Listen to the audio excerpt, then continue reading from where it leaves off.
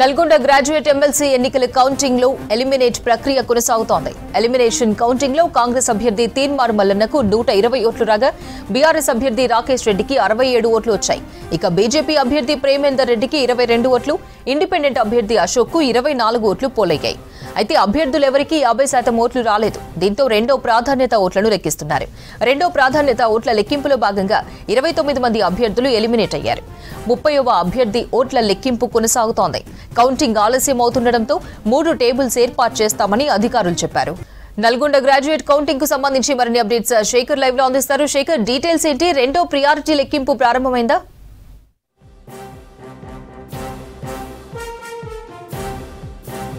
Good morning Aparna.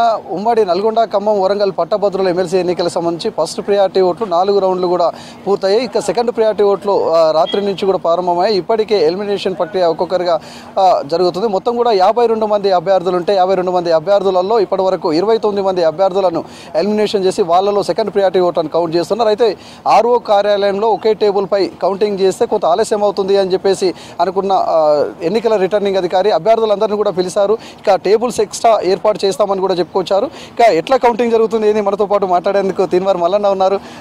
అన్న, చెప్పండి, ఇప్పటికే మొదటి ప్రియారిటీ ఓట్లలో దాదాపు 20,000 లీడ్లో ఉన్నారు. మళ్ళీ సెకండ్ ప్రియారిటీ కంటిన్యూ అవుతుంది. ఎట్లా ఉంది ట్రెండ్?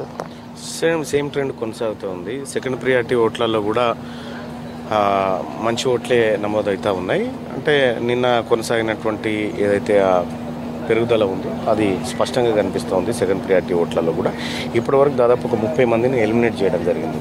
30 మందిని ఎలిమినేట్ చేసినటువంటి సందర్భంలో దాదాపు 350 పైచలకు అందులో మేము తీసుకోగలిగినాం. దాదాపు ఒక 150 చిల్లర రాకేష్ రెడ్డి గారు తీసుకోగలిగినారు. 108 అట్లా ఇంకొక 100 ఓట్లు బీజేపీ తీసుకోగలిగింది దాంట్లో వచ్చి. సో ఈ ఎలిమినేషన్ ప్రక్రియ ఇంకా కీలక స్థాయికి చేరుకోవడానికి ఇవాళ మధ్యాహ్నం వరకు సమయం పట్టేటువంటి అవకాశం ఉంది. ఇప్పుడున్నటువంటి పరిస్థితుల్లో మేమైనా కానీ ఎవరైనా కానీ అంటే టార్గెట్ని రీచ్ కావాలంటే ఇవాళ సాయంత్రం నుంచి నైట్ వరకు కూడా సమయం పట్టవచ్చు. అయితే అధికారులకు మేము కూడా సూచన చేయడం జరిగింది. అభ్యర్థులుగా ఈ ఆలస్యాన్ని తగ్గించడం కోసం ఏమైనా ప్రయత్నం చేయొచ్చా అంటే సో సైమల్టేనియస్గా టేబుల్ సంఖ్య పెంచుదామా అనేటువంటి ఆలోచన కూడా అధికారులు చేస్తున్నట్టుగా తెలుస్తూ ఉంది. సో మరి అది చేయాలని మేము కూడా అధికారులకు చెప్తా ఉన్నాం. మరి ఏం జరుగుతుందో చూద్దాం.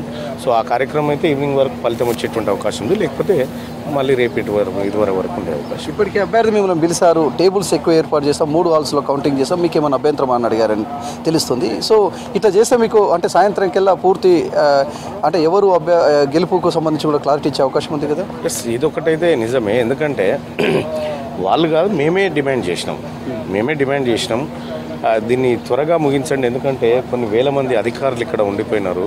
వాళ్ళు ప్రజాసేవలో ఉండవలసినటువంటి అధికారులంతా ఇక్కడ ఉండిపోయినారు. వివిధ పార్టీలకు సంబంధించినటువంటి నాయకులంతా ఇక్కడ ఉండిపోయినారు. ఓ జిల్లా యంత్రాంగం అంతా 3 జిల్లాలకు సంబంధించిన యంత్రాంగం అంతా ఒక చోట ఈ 3వ రోజు కూర్చోవడం, ఇది కాకుండా ఏమైనా ప్రత్యామ్నాయ మార్గాలు ఉంటే అంటే టేబుల్ సంఖ్య పెంచడం వల్ల ఏమైనా త్వరగా ఏది ఉంటే చూడండి అని చెప్తే తప్పకుండా ఉన్నతాధికారులను సంప్రదించి పరిశీలిస్తామని చెప్పడం జరిగింది. అందులో ఉన్నటువంటి చాలామంది క్యాండిడేట్లను కూడా అదే విషయం చెప్పడం జరిగింది. మేడం, ప్రశాంతంగా 3వ రోజు కౌంటింగ్ జరుగుతుంది. వీరు మంచి జోష్లో ఉన్నారు. ఈ 3 రోజుల పాటు కూడా 24/7 పర్యవేక్షణ చేస్తూనే అన్ని హాల్స్ తిరుగుతూ ఉన్నారు. సో నిన్న సాయంకాలం కల్లా ఏమైంది మరి? ఇద్దరు అభ్యర్థులు, అటు బీఆర్ఎస్ అభ్యర్థి ఏమో ఇక్కడ కౌంటింగ్ సరిగా లేదని ఆరోపణలు చేస్తున్నారు, మీరేమో ఇదంతా కూడా భయపడి చేస్తున్నారు అంటున్నారు. ఏంది అసలు ఏం జరిగింది? కౌంటింగ్ సరిగా లేకపోతే ఇంత సుదీర్ఘ కాలం నడవది. అది దాని పద్ధతిలో అది జరుగుతూ ఉంది కాబట్టి ఇంత సేపు పడుతూ ఉంది. కౌంటింగ్ సరిగా లేకపోతే ఆ వ్యవహారం వేరే ఉంటుంది. గతంలో పల్లా రాజేశ్వర రెడ్డి గారు చేసినట్టు ఉంటుంది. ఇప్పుడున్నటువంటి అధికారులు టెన్షన్గా ఎలిమినేషన్ ప్రక్రియ ఏ విధంగా జరగాలో అదే విధంగా ముందుకు పోతూ ఉన్నారు కాబట్టి ఈ వ్యవహారం జరుగుతూ ఉంది. ఈ ఆలస్యానికి కారణం అది జరుగుతుంది. మనం నిన్న ఫస్ట్ రౌండ్ దాకా చూసుకున్నటువంటిది ఏమో ఇన్వాలిడ్ ఓట్ల ఆలస్యము, ఇప్పుడేమో పద్ధతి ప్రకారం ముందుకెళ్ళడం వల్లనే ఈ ఆలస్యాలు జరుగుతూ ఉన్నాయి. ఇదే ప్రాసెస్ కూడా కొనసాగుతుంది. కూడా తీన్మార్ మల్లన్నని కేటీఆర్ టార్గెట్ చేసినా నిన్న మీరు చెప్తున్నారు ఇదంతా కూడా కేటీఆర్ స్క్రిప్ట్, వీళ్ళు ఇక్కడ చేస్తున్నారు వర్క్ అని. నిజం కూడా అది జరుగుతుందా మరి ఇక్కడ?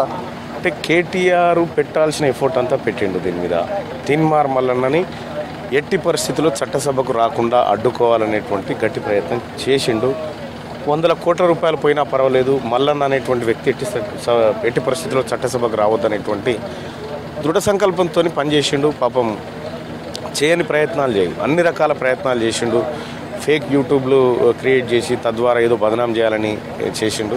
కానీ ఒకటి చెప్తా ఉన్నా నేను కేటీ రామారావుకి, తీన్మార్ మల్లన్న యూట్యూబ్ ఛానల్ ద్వారా చేసిండు, యూట్యూబ్ ఛానల్ పెట్టి మా ప్రభుత్వాన్ని ఆగం చేసిండు అని అనుకుంటున్నామేమో నువ్వు కేటీ రామారావు. నేను యూట్యూబ్ రాజకీయాలు చేయాలి, యూట్యూబ్ ద్వారా రాజకీయాలు చేసిన. నీకు అది తెలియక నువ్వు యూట్యూబ్ రాజకీయాలకు తెరలేపినావు. అందుకే నువ్వు ఈ ఫలితాలు అనుభవిస్తూ ఉన్నావు. 100% కేటీ రామారావు వర్సెస్ మల్లన్నగానే సాగింది ఎన్నిక. ఓవరాల్గా చెప్పండి, ఇప్పటికే గెలుపుకు సంబంధించి చాలా క్లారిటీగా మీకు ఒక ఫిగర్ ఉంది. నిన్న చెప్పిందే ఇక్కడ ఎగ్జాక్ట్లీ అదే రిపీట్ అవుతున్నది. దాదాపు 20,000 పైచిలకు మెజార్టీతో మీరు గెలిచే అవకాశం కూడా ఇక్కడ స్పష్టంగా కూడా కనిపిస్తుంది. సో గెలిచిన తర్వాత ఎట్లుంటుంది మల్లన్న? మరి గెలిస్తే ఎట్లుంటామన్నా ఇట్లే ఉంటాం. ఎందుకంటే పేదవాళ్ళ నుంచి వచ్చిన వాళ్ళం, ప్రజల కష్ట నష్టాలు తెలిసిన వాళ్ళం, అన్నీ అనుభవించి వచ్చిన వాళ్ళం కాబట్టి ఈ గెలుపుతోనే మాకేం కిరీటాలు వచ్చేది లేదు, లేకపోతే మాకున్నదేం దిగిపోయేది లేదు. కానీ ఒకటైతే ఒక బాధ్యత అయితే పెరుగుతుంది. ఆ బాధ్యతను బట్టి ఖచ్చితంగా ఇక్కడ గెలిస్తే మట్టుకి ఖచ్చితంగా ఒక బాధ్యతాయుతమైనటువంటి లేయర్లోకి వెళ్ళిపోవాల్సి ఉంటుంది.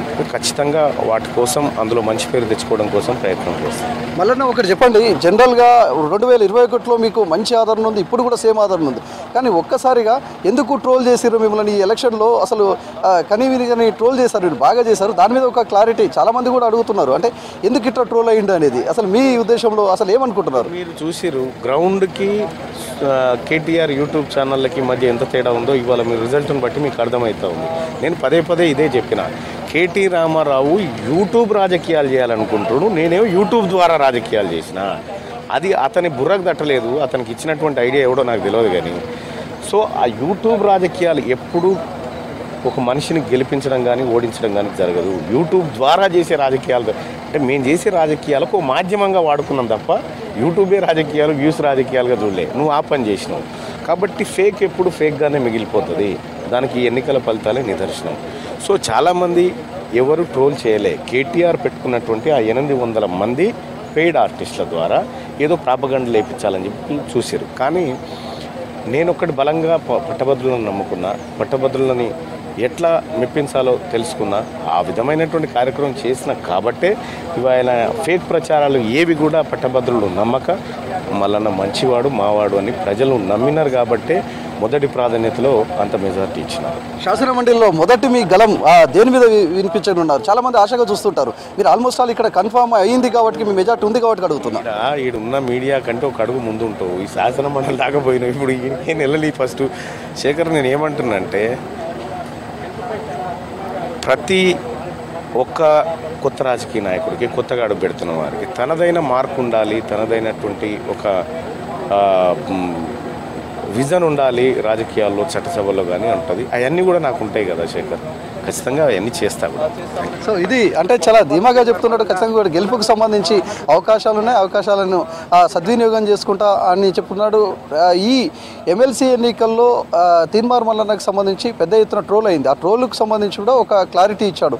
ఇది ఎక్కడ కూడా ఓటర్ల నుంచి కావచ్చు, జనాల నుంచి కూడా వచ్చింది కాదు. దాదాపు 800 మంది ప్రత్యేకంగా ఒక టీమును పెట్టి మరి ట్రోల్ చేయిస్తూ తనని ఆరోపణలు చేయించే ప్రయత్నం చేశారు. అయినప్పటికీ కూడా ఓటర్లు కావచ్చు, ప్రజలు కావచ్చు, ఎవరు కూడా నమ్మే పరిస్థితుల్లో లేరు. నేను ఎక్కడ కూడా ప్రజల కోసం పనిచేసే వ్యక్తిని చాలా క్లారిటీ ఇచ్చారు. సో ఈ ఎమ్మెల్సీ ఎన్నికలకు సంబంధించి నిజంగా కూడా 2 తెలుగు రాష్ట్రాలు చాలా ఆతృతగా చూస్తున్నాయి. ఎందుకంటే 2021లో ఒక ఇండిపెండెంట్ అభ్యర్థిగా స్వల్ప ఓట్లతో ఓడిపోయిన తీన్మార్ మల్లన్న మళ్ళీ ఇప్పుడు కాంగ్రెస్ పార్టీ అభ్యర్థిగా ఇక్కడ పోటీలో ఉన్నాడు. పోటీలో ఉన్నప్పటి నుంచి కూడా ఎన్నికల ప్రచారము ఓవైపు కాంగ్రెస్ పార్టీ అభ్యర్థులు, బీజేపీ, బీఆర్ఎస్ అందరూ కూడా చేస్తుంటే ఈ తనపై వచ్చిన ఆరోపణలు కావచ్చు, అన్నిటి మీద చాలామంది ఇక ఓడిపోతాడేమో, ఓట్లు ఎన్ని వస్తాయో అనే దాని మీద చాలామంది లెక్కలు వేసుకుంటూ ఆతృతగా చూస్తున్నారు. సో ఆ రిజల్ట్కి సంబంధించి ఫస్ట్ ప్రియారిటీ ఓట్లలో దాదాపు మెజార్టీ ఉంది. 1,00,000కు పైచిలకు ఓట్లు ఉంటాయి, 18,000కు పైచిలకు ఓట్ల మెజార్టీ ఉంది. మళ్ళీ సేమ్ సెకండ్ ప్రియారిటీ ఓట్లకు సంబంధించి కూడా ఒక్కొక్కటిగా ఎలిమినేషన్ ప్రక్రియ కొనసాగుతుంది. 52 మంది అభ్యర్థుల్లో ఇప్పటి వరకు 30 మంది అభ్యర్థులకు సంబంధించి ఎలిమినేషన్ ప్రక్రియ పూర్తయింది. ఇక వాళ్ళలో మొత్తం కూడా ఎక్కువ కూడా ఓట్లు అటు తీన్మార్ మల్లన్నకే వస్తూ ఉన్నాయి. సెకండ్ ప్రియారిటీ ఓట్లు కూడా ఇక స్వతంత్ర అభ్యర్థి అభ్యర్థి అశోక్ గౌడ్కి వచ్చేటప్పటికి కూడా అక్కడ కూడా సేమ్ సిచ్యువేషన్ కూడా కనిపిస్తుంది. అక్కడ కొంత మెజార్టీ ఓట్లు తీన్మార్ మల్లన్న షేర్ చేసుకునే అవకాశం ఉన్నది.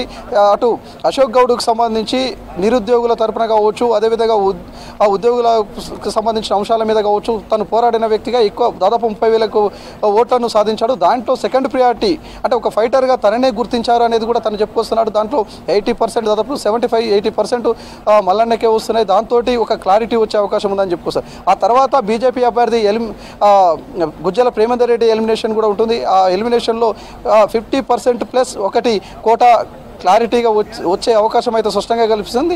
దాంతో ఇక్కడ గెలుపుకు సంబంధించి ఎమ్మెల్సీ ఎవరైతే గెలుపొందారో తనకు డిక్లేర్ చేసి తనను అఫీషియల్గా కూడా ఆర్ఓ డిక్లేర్ చేయనున్నారు. ఇప్పటి వరకు ఒకటే కౌంటర్ మీద సెకండ్ ప్రియారిటీ ఓట్ల కౌంటింగ్ అయితే ఆర్ఓ సమక్షంలోనే జరుగుతుంది. అయితే ఇదంతా కూడా ఆలస్యం అయ్యే అవకాశం ఉందని చెప్పేసి ఇప్పుడు 3 హాల్స్లో ఎక్స్ట్రా టేబుల్స్ ఏర్పాటు చేసి ఒక్కొక్కటిగా కౌంటింగ్ని ప్రక్రియను స్టార్ట్ చేస్తాము, మీకు ఏమైనా అభ్యంతరం ఉందా అని కూడా ఆర్ఓ సమక్షంలో అందరు అభ్యర్థులను అడిగారు. దాంతో అభ్యర్థులు కూడా ఎంత తొందరగా అయితే అంత బాగుంటుంది అని చెప్పడంతో మళ్ళీ ఇప్పుడు 3 హాల్స్లలో షిఫ్ట్ చేసి మొత్తం కూడా ఓటుని మళ్ళీ డివైడ్ చేసి కౌంటింగ్కు సంబంధించి మాత్రం మళ్ళీ సెకండ్ ప్రియారిటీ ఓట్ల కౌంటింగ్ అయితే కొనసాగుతుంది. ఇక సాయంకాలంకెల్లా చాలా క్లారిటీ వచ్చే అవకాశం ఉంది. ఇప్పటికే ఒక ఓటుకు సంబంధించి కూడా చూసే మాత్రం దాదాపు ఎవరైతే గెలుపుకు సంబంధించి ఓట్లు 1,55,045 ఓట్లు కావాలి. దానికి సంబంధించి ఇప్పటివరకు తీన్మార్ మల్లన్నకు మాత్రం ఇప్పటి వరకు అంటే 30 మంది ఎలిమినేషన్ అయినాక 31,000 తీన్మార్ మల్లన్నకు కావాల్సినది 31,961 ఓట్లు మాత్రమే కావాలి. సో అశోక్ గౌడ్ ఎలిమినేషన్ అయిన తర్వాత అదేవిధంగా గుజ్జల ప్రేమేందర్ రెడ్డితో ఇది మొత్తం కూడా ప్రేమేందర్ రెడ్డితో ఎలిమినేషన్ అయిన తర్వాత క్లారిటీగా 50% ప్లస్ 1 కోటా వచ్చే అవకాశం అయితే స్పష్టంగా కూడా ఇక్కడ కనిపిస్తుంది. ఇప్పటి వరకు అంటే 30వ అభ్యర్థిది కూడా ఆల్మోస్ట్ ఆల్ ఇప్పుడు ఎలిమినేషన్ ప్రక్రియ అది పూర్తయిందనే చెప్పుకోవచ్చు. తర్వాత మిగతా అభ్యర్థులకు సంబంధించి మాత్రం కొనసాగుతుంది. ఈ 29 మంది సభ్యుల ఎలిమినేషన్లో మాత్రం 320 మల్లన్నకు వచ్చాయి. అదేవిధంగా టీఆర్ఎస్ అభ్యర్థికి వచ్చేటప్పటికి 218 ఓట్లు వచ్చాయి. ఇక ప్రస్తుతం మాత్రం లీడ్లో 18,684 ఓట్లతో అటు తీన్మార్ మల్లన్న ముందంజలో ఉన్నాడు. ఇంకా మధ్యాహ్నంకెల్లా ఓ క్లారిటీ వచ్చే అవకాశం ఉంది. సాయంకాలంకెల్లా అఫీషియల్గా అధికారులే గెలిచిన ఎమ్మెల్సీ అభ్యర్థికి పత్రం ఇచ్చే గెలుపుకు సంబంధించిన పత్రం ఇచ్చే అవకాశం అయితే స్పష్టంగా కనిపిస్తుంది. ఇది ఓవరాల్గా ఉమ్మడి నల్గొండ, ఖమ్మం, వరంగల్ ఎన్నికలకు సంబంధించి కౌంటింగ్ ప్రక్రియకు సంబంధించిన అప్డేట్.